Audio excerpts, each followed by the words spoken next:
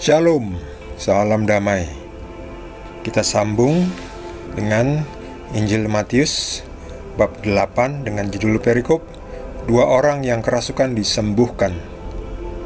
Setibanya di seberang, yaitu di daerah orang Gadara, datanglah dari pekuburan 2 orang yang kerasukan setan menemui Yesus. Mereka sangat berbahaya sehingga tidak seorang pun yang berani melalui jalan itu. Dan mereka itu pun berteriak, katanya, "Apa urusanmu dengan kami, hai anak Allah?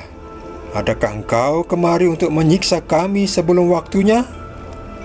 Tidak jauh dari mereka itu sejumlah besar babi sedang mencari makan. Maka setan-setan itu meminta kepadanya, katanya, "Jika engkau mengusir kami, suruhlah kami pindah ke dalam kawanan babi itu." Yesus berkata kepada mereka, "Pergilah." Lalu keluarlah mereka dan masuk ke dalam babi-babi itu, dan mereka babi-babi itu terjunlah seluruh kawanan babi itu dari tepi jurang ke dalam danau dan mati di dalam air. Maka larilah penjaga-penjaga babi itu, dan setibanya di kota diceritakannya lah segala sesuatu juga tentang orang-orang yang kerasukan setan itu. Maka keluarlah seluruh kota mendapatkan Yesus, dan setelah mereka berjumpa dengan dia, mereka pun mendesak supaya ia meninggalkan daerah mereka. Demikianlah sabda Tuhan.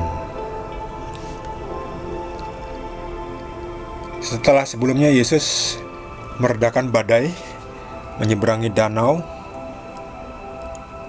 kemudian sampai di daerah orang Gadara, dan disambut oleh 2 orang yang kesurupan, kerasukan setan.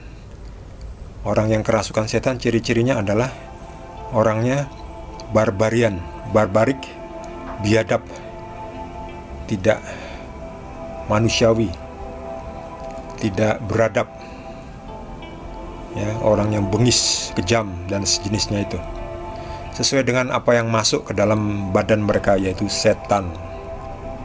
Dan orang kerasukan itu, 2 orang itu, ya, itu berteriak kepada Yesus, "Apa urusanmu dengan kami, hai anak Allah?"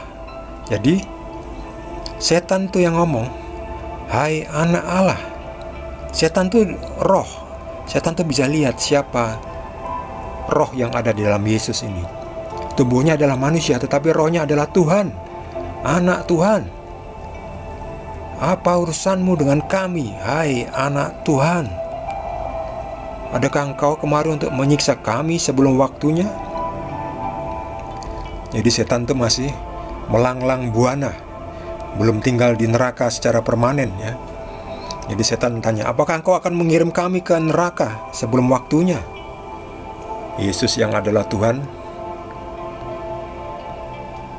tenang, ya. Karena Tuhan, ya, kalau kita mah udah was-was nih, jangan-jangan orang ini mau membunuh kita.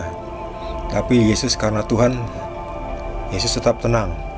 Malah si orang kerasukan ini berkata, "Jika engkau mengusir kami, suruhlah kami pindah ke dalam kawanan babi itu." Karena di sekitarnya ada babi-babi, ya.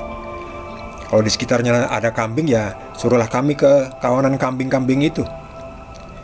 Yesus berkata, "Pergilah." Jadi setannya itu keluar dari tubuh kedua orang ini yang kerasukan setan. Setannya keluar, ya, tidak bisa. Ada Yesus, ya, setannya tidak berani, ya.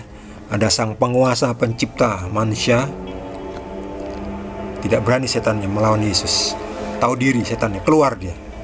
"Keluarlah, pergilah." Dan masuk ke babi-babi. Kembali lagi. Yang namanya kemasukan setan itu, ya, orangnya jadi bodoh, ya.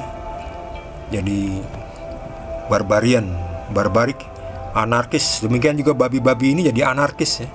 Jadi nggak tahu berpikir yang positif, ya. Dia kehilangan instingnya untuk hidup. Babi-babi ini terjun dan mati di dalam air.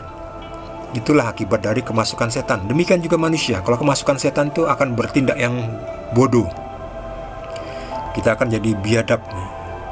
Jadi super kejam, ya. Super keji, ya. Yang tidak punya belas kasih, ya. Tidak bisa mengampuni, penuh dengan angkara murka, dendam, kesumat, dan sebagainya. Jadi setelah kawanan domba itu nyemplung ke danau itu. Rugi ya yang punya. Babi itu kan diternak. Sekarang pun ada ya.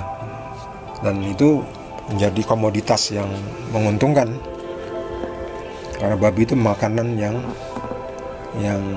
sedap, yang sehat bagi yang boleh makan. Yang nggak boleh makan ya jangan makan. Dan jangan melarang orang yang boleh makan ya. Dan kita yang boleh makan itu ya jangan memaksa orang lain yang tidak boleh makan ya. Jadi kita masing-masing urusan makanannya masing-masing. Tidak usah ngurusi makanan orang lain ya. Jangan mengganggu dan jangan saling mengganggu. Nah, ini peternak-peternak ini akhirnya datang kepada Yesus. Dan waduh, rugi. Lebih baik Anda pergi dari sini supaya jangan ada lagi kerugian bagi kami. Jadi orang-orang ini hanya melihat keuntungan uang, duit, materi. Mereka lupa bahwa Yesus datang membawakan kabar keselamatan bagi mereka, membawa rezeki rohani. Tapi malah diusir oleh orang-orang ini. Orang-orang ini jadi rugi. Satu sisi babinya sudah hilang, di sisi lain malah tidak sekalian menerima Tuhan Yesus, malah mengusir Tuhan Yesus. Jadi ruginya dua kali. Rugi kehilangan babi-babinya, rugi kehilangan keselamatan yang dari Tuhan Yesus, sebab Tuhan Yesusnya diusir, disuruh pergi. Ya akhirnya Tuhan Yesus juga tidak bisa memaksakan ya. Sampai sekarang ini juga ya, banyak juga orang-orang, banyak sekali orang-orang yang belum bisa masih mending. Kalau tidak mau itu yang tidak bisa ditolong. Bagi mereka yang tidak mau menerima Yesus itu mereka tidak bisa ditolong.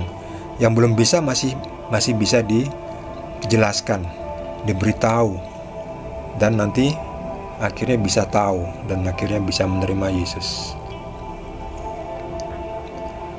Bagi saudara yang mendapatkan tambahan penjelasan dari Tuhan Yesus, boleh juga berbagi dengan kita semua.